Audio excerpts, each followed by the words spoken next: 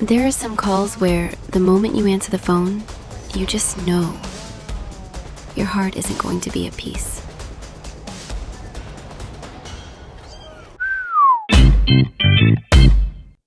That day was one of those calls. We were told about a litter of kittens found at the bottom of a dumpster inside an apartment complex. At first, everyone tried to think in the gentlest way possible. Maybe the mama panicked.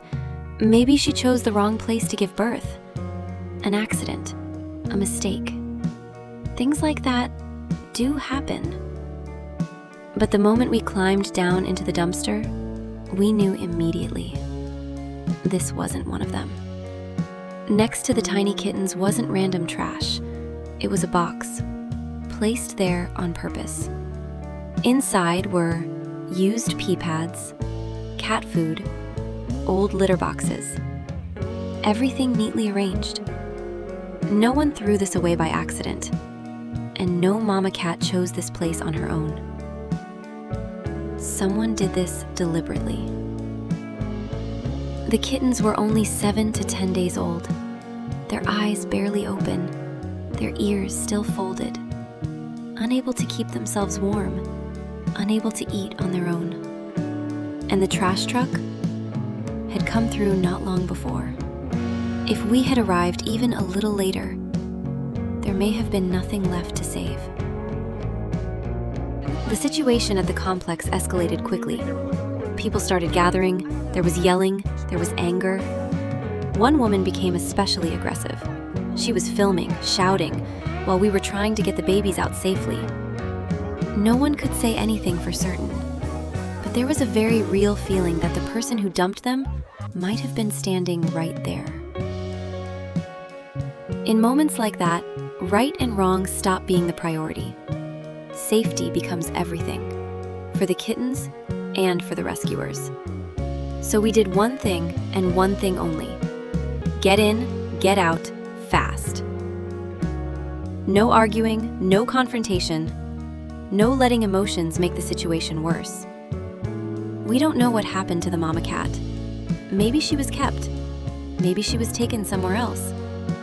Or maybe she was never seen again. No one knows for sure. The only thing we knew in that moment was this: the kittens were alive. And at that point, that was enough. We actually rescued these babies over a week ago. But at the same time, Sky was in critical condition, and multiple emergency cases were happening back to back. We barely had time to sit down, let alone tell this story. Because with newborn kittens, there is no such thing as just wait a minute. They need to be bottle fed every 4 hours.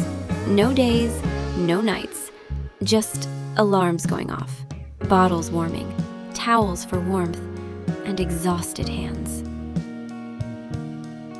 Try to imagine it for a moment.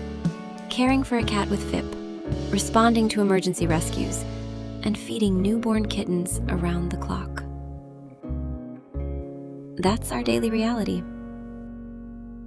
The gray boy was named Trinket. The calico girl was named Treasure. One person threw them away. Someone else bent down to pick them up. One person's trash became someone else's treasure.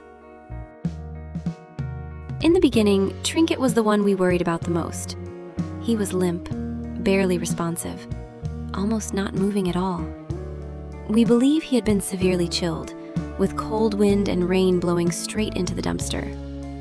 But then, something started to change, slowly but clearly. From a limp little body, he began kicking harder, crying louder, demanding his bottle. And now, he's pure, uncontrolled energy, a true little maniac. Oh my goodness.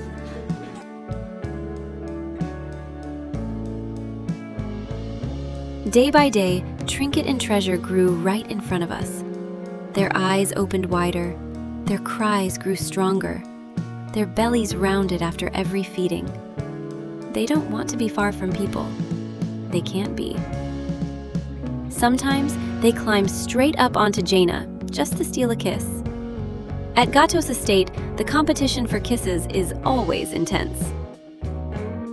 Now, Trinket and Treasure are doing incredibly well. And today, we can finally say this with confidence. They are ready for pre-adoption. They're not ready to go home just yet. They need to grow bigger, reach 2.5 pounds, and be safely spayed and neutered. That will take about 2 more months. But from this moment on, they are no longer kittens abandoned at the bottom of a dumpster. They have a future.